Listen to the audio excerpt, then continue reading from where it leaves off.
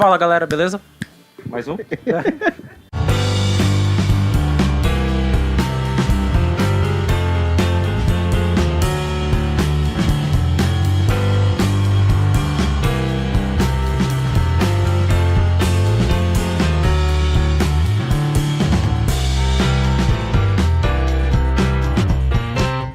Fala galera, beleza? Estou começando mais uma edição do nosso Praticamente Inofensivos. Eu sou Marcivaldo Lira. E eu sou o Rodrigo Bandeira. E no programa de hoje vamos voltar a um tema de super-heróis, né? Isso mesmo. Qual seria o super-herói da vez? Aquaman, que vai estrear nesta quinta-feira. Pois é, a estreia do filme fez a gente iniciar essa pauta, né? Falar sobre esse super-herói que pouco é lembrado, né? E, vamos dizer assim, poucas pessoas têm ele como seu personagem favorito, né? É verdade. Até o público está concordando com a gente. Então, o seguinte... Eu não tô participando, senão eu ia ficar só boiando. Então, a gente vai seguir aquela mesma temática, né? Vamos falar sobre as origens dele, né? Os seus criadores e falar um pouco sobre o decorrer dele, né? Como ele foi sendo desenvolvido ao longo de várias décadas. Pra você chegar no cinema na quinta-feira, na estreia, você ter noção mais ou menos quem é o Aquaman, né? E tal, você já teve um contato com ele lá na Liga da Justiça, é o Jason Momoa e por aí vai. Senta que lá vem a história. Bom, o Aquaman foi criado na década de 40, né? Mais especificamente em 1941. Aí vem um ponto importante, né? Que ele foi criado 2 anos depois do Namor. Ou seja, ele não foi o primeiro super-herói criado nesse estilo, mas ele se tornou o mais conhecido, né? O roteirista dele é o Mort Weisinger e o artista, né? O desenhista dele é o Paul Norris. Vale lembrar que o Mort Weisinger, ele ficou mais conhecido também por ser o editor do Superman na Era de Prata.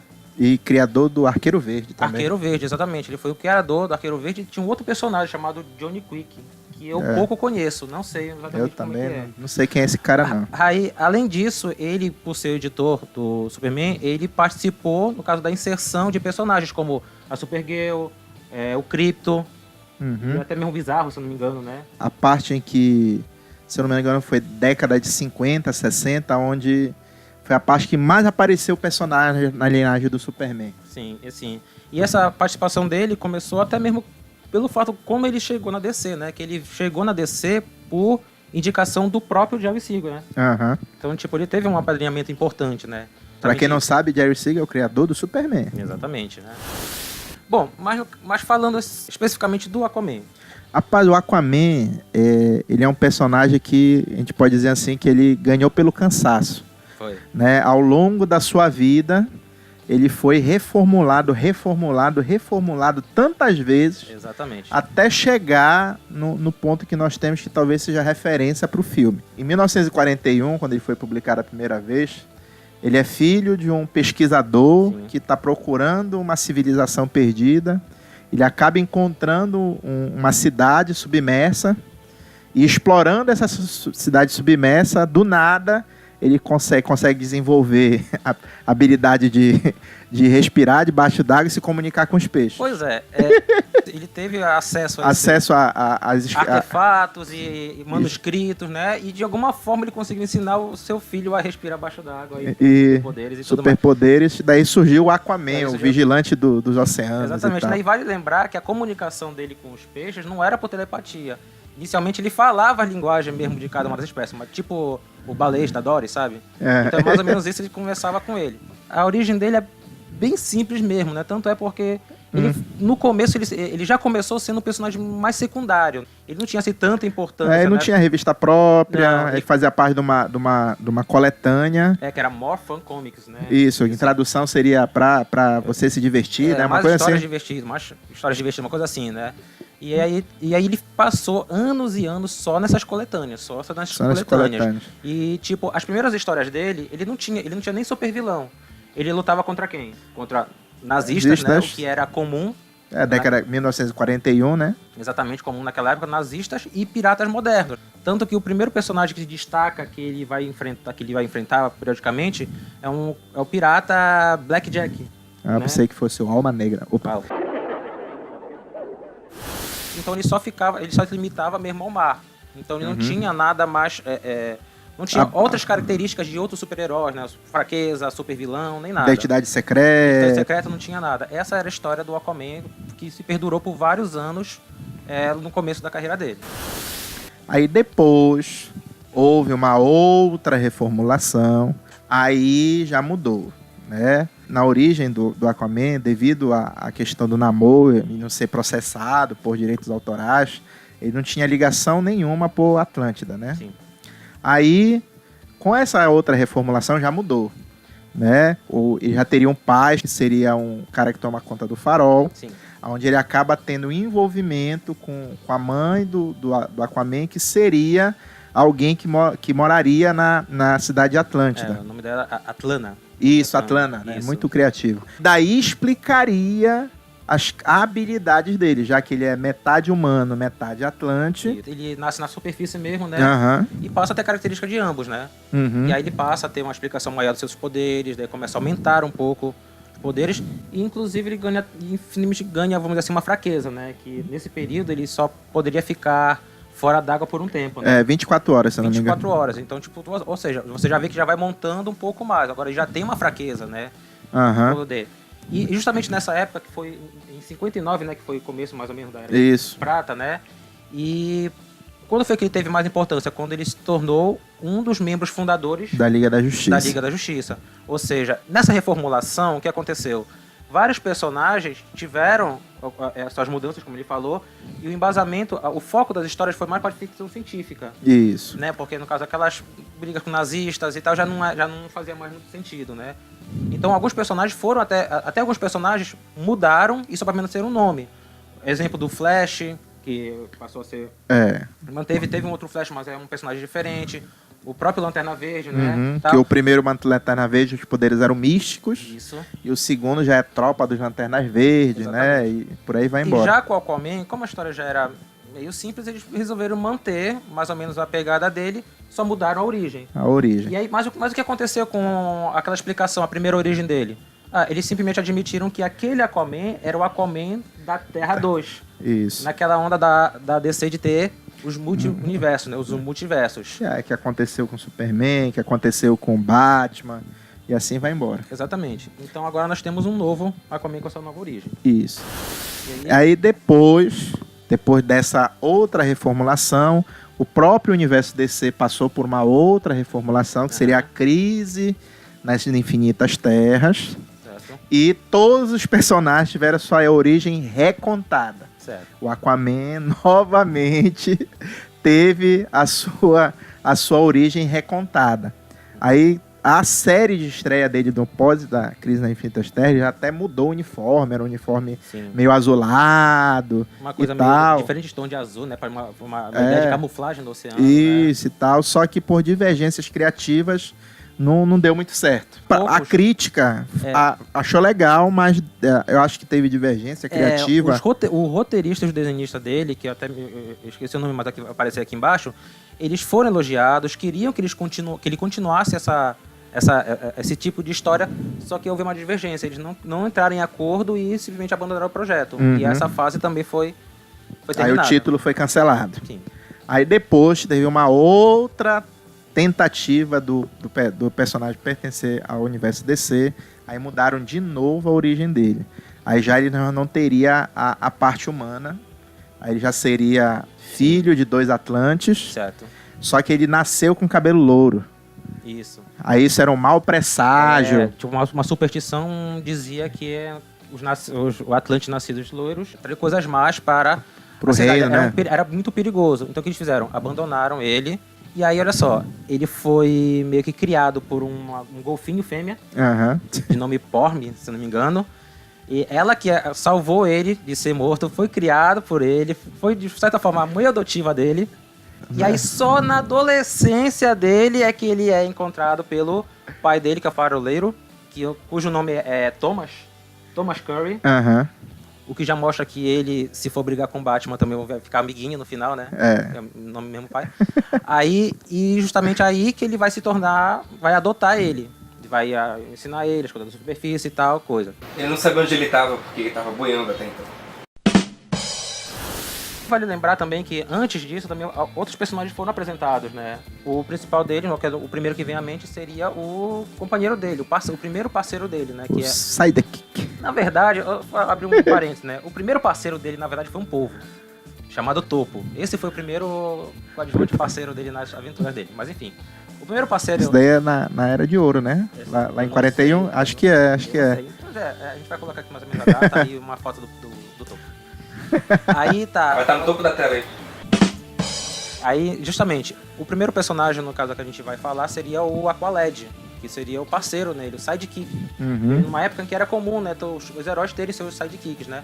O Batman tinha o Robin, Isso. Capitão América tinha o Bucky, Exatamente, né? Daí o Superman não tinha. Não. Sim.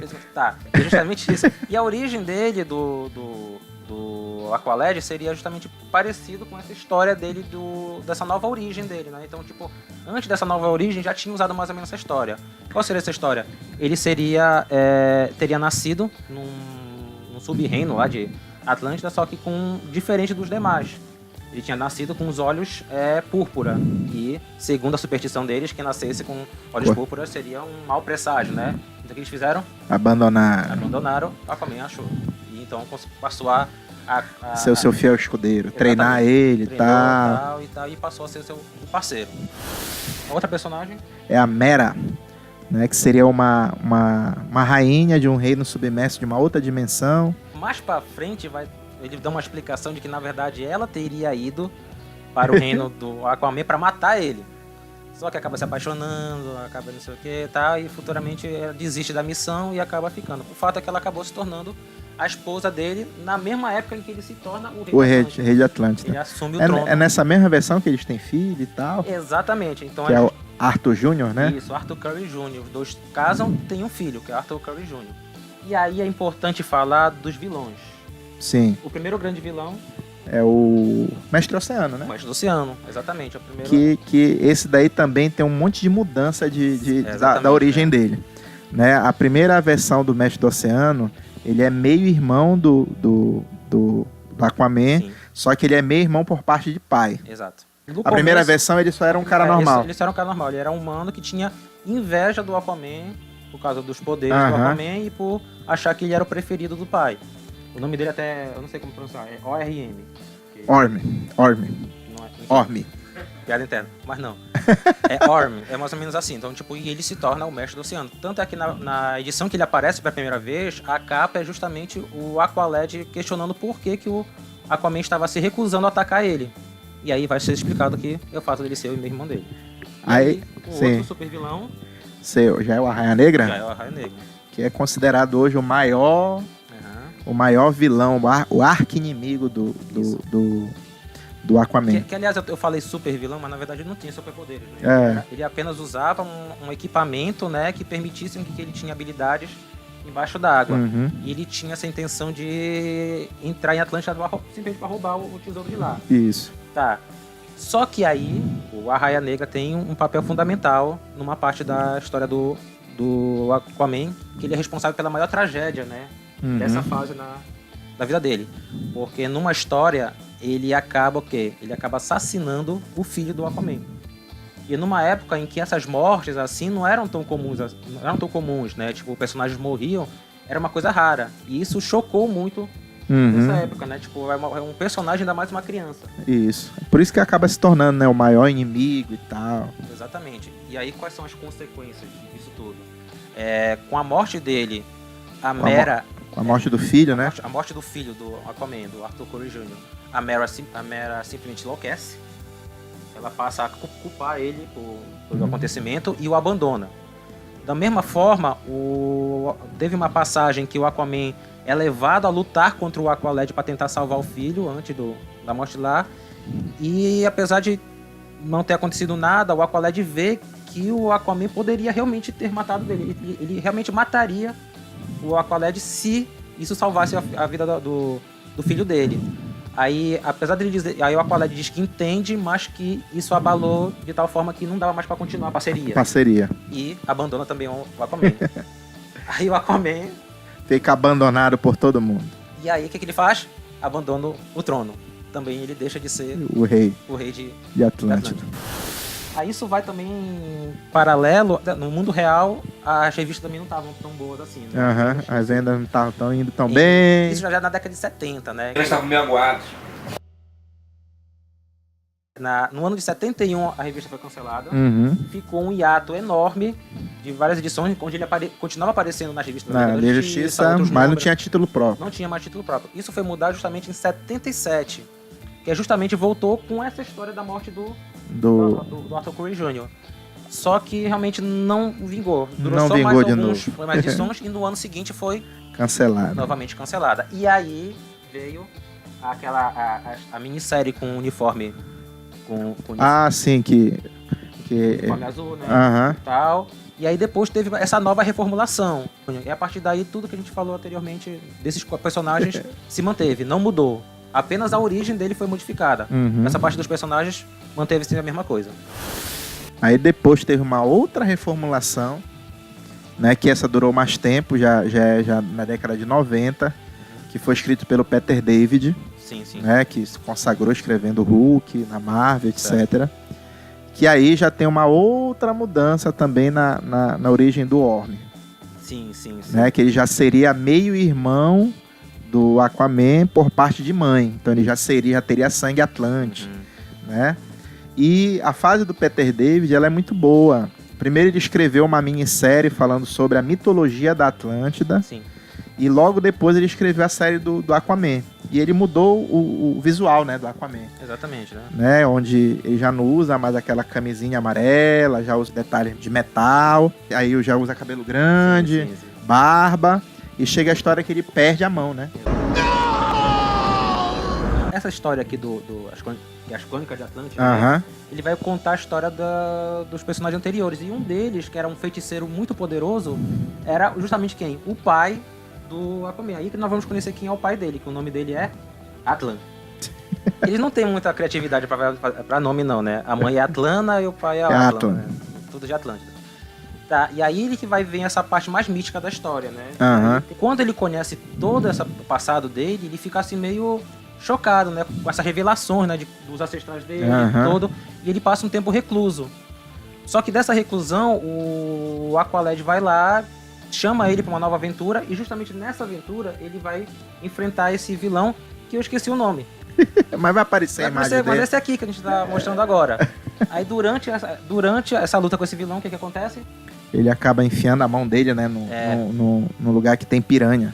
São cenas fortes na HQ. Cenas fortes, né? No caso é surpreendente, né? Parece o osso e tal. Ele vai tirar a mão e vai ver, só ficou o osso. Ou seja, perdeu totalmente a mão. Né? Só que aí não baixa a cabeça, né? Esse Aquaman é meio bad boy. Ah, perdi a mão, mete um gancho no lugar. E adota um novo uniforme, né? Uhum. Um novo visual. Que é parecido com o que aparece no trailer, né? Do filme. Tá? E foi feito mais ou menos uma recontada essa história, até mesmo no desenho da Liga da Justiça. Sim. Né? Só que nessa versão é pra salvar o filho dele, que tava quase a morrer, e a mão dele tava presa. Aí ele decide realmente mudar e colocar. E ele passa a ter esse gancho no lugar da mão. Aí, depois disso daí, teve uma outra reformulação. Sim.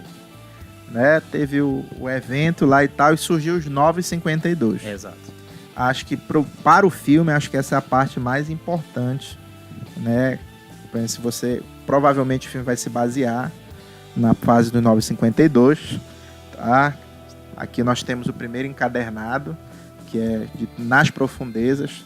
Você tem os roteiros do Geoff Johns e a arte do brasileiro Ivan Reis, tá? Uma dupla extremamente competente. E aqui tu tens uma reformulação. Aí ele é metade Atlante, metade humano. Aqui ele já conhece a Mera, né? Já são apaixonados e tal. Só que o Geoff Johns, ele consegue mudar o status quo do Aquaman, né? O tempo todo, porque o Aquaman ao longo das décadas, ele sempre foi motivo de chacota, né? Sim, que super-herói é esse que o poder dele é nadar e falar com peixe? Era uma coisa que é ridicularizada desde a época do desenho. Desde da época dos Super Amigos. Dos Super Amigos, né? Tipo, o Super-Homem tem superpoderes, o Batman é super inteligente, e o Aquaman fala com peixe. Falar com peixe. Aí desde a época foi ridicularizado, né? E mudou, né? Aham. E aqui logo esse primeiro encadernado aqui, que tem as edições de 1 a 6 do 952, o tempo todo tem uma pessoa ou outra, você é o Aquaman, aquele herói que não tem poder e fala com peixe e tal. E ele vai mostrando algumas coisas, por exemplo, como ele é um Atlante, e a fisiologia dele deriva dos Atlantes, e a Atlântida fica numa profundidade muito grande, o corpo dele resiste a altas pressões, então dificilmente alguém vai conseguir ferir ele. Então aquele, por exemplo, rescoteia balas, né? Dificilmente alguém consegue ferir ele, né? A Mera consegue controlar a água, e o Geoff Johns mexe com o passado. Aí aqui no segundo encadernado, que vai da edição 7 a 13, o Geoff Johns já vai brincar com o passado do Aquaman, né? E essa brincadeira com o passado, ele vai mostrar que ele pertenceu a uma equipe, onde vai mostrar no início da juventude dele, quando ele descobriu que ele era descendente de Atlante, ele vai atrás de umas relíquias da Atlântida, que é aí que ele vai conquistar o tridente, né? E é muito bacana aqui, que vai mostrar que cada um deles conseguiu uma relíquia de Atlântida, e cada um deles tem um poder diferente. E vai mudar também o status quo do relacionamento do Arraia Negra com o Aquaman. Durante o confronto com ele, o pai do Aquaman acaba tendo um infarto e acaba morrendo. Isso, aí ele vai... Irado, vai atrás dele e acaba matando também o pai dele. Não sei, acredito que sem querer, não foi proposital. Não foi proposital, foi sem querer. Mas isso traz um trauma, até mesmo uma rixa bem maior do que até mesmo na época em que o Arraia Negra havia matado o filho dele, né? Porque agora é uma rixa pessoal de ambos os lados. De ambos os lados. E aí ele passou a ser mais fortemente como vilão mesmo, o antagonista, né, do Aquaman. Aí, depois de tudo que isso aqui vai acontecendo, vai encaminhando que existe um outro tridente, que esse tridente seria do rei de Atlântida. Existe uma outra relíquia que vai desencadear essa saga que já é da Liga da Justiça, que é o Trono de Atlântida. Eu acredito que seja o foco central do filme, do Aquaman no cinema, que aqui o irmão dele, o Orm, com esse tridente, quer fazer os Estados Unidos ir pro fundo. Né? Aí ele organiza o exército de Atlântida. É uma nação indo por água abaixo. Né? E ataca a superfície, tudo bem? Aí a Liga da Justiça, junto com o Aquaman, vão resolver essa parada aí. E quando, depois dos 952, teve também uma outra reformulação, né? Que seria o Renascimento, e o Aquaman não foi rebutado. Tudo que aconteceu aqui continua a partir de onde ele parou. Ele manteve, né? Manteve tudo que aconteceu. Bom, eu acho que pra gente acompanhar o filme, né, essas informações que a gente deu foram principalmente essa parte dos 952 aí. Exatamente, né? Só uma coisa pra lembrar, quando a gente foi falar, que eu acabei esquecendo, quando a gente foi falar dos coadjuvantes, a gente esqueceu também de falar do Vulko, né? Ah, sim. O Vulko, ele é um personagem importante. Ele é tipo um conselheiro, né? Exatamente, ele é um conselheiro. No período em que o Aquaman viveu em Atlântida, reinou em Atlântida, o Vulko, ele era um conselheiro, como se fosse um segundo pai, né? Exatamente. É o pai Atlante, né? Como se fosse até um mentor, né? Isso. Ele conhece, qualquer que seja a origem, né? A reformulação, ele acaba aparecendo, né? Isso. Então, tipo, ele é realmente também um personagem importante, também vai estar no filme. Isso, né? Com essas informações que a gente deu, já dá pra conhecer exatamente alguns personagens. Os personagens vão aparecer, mais ou menos a ideologia do Aquaman, né? E como o Rodrigo falou, o mais próximo mesmo pra conhecer, pra poder assistir esse filme, estaria no Aquaman dos 952. 952. São 3 encadernados, mas como a história provavelmente vai centrar no Trono de Atlântida, seria Nas Profundezas, depois Aquaman e os Outros, né, que vai mostrar o passado, a origem da relíquia de Atlântida, e tudo culmina no Liga da Justiça, o Trono de Atlântida. Isso. Aí, se você gostou, depois tem um terceiro encadernado 952, que já vai trabalhar com o outro ser mitológico, que seria o o verdadeiro rei de Atlântida que desperta e tal, atrás do tridente verdadeiro, e assim vai embora. A história continua, né? A história continua. Espero que vocês tenham gostado desse vídeo. Se você gostou, dá um joinha, tá certo? Compartilhe, se inscreva no canal, ative o sininho e até a próxima. Até mais.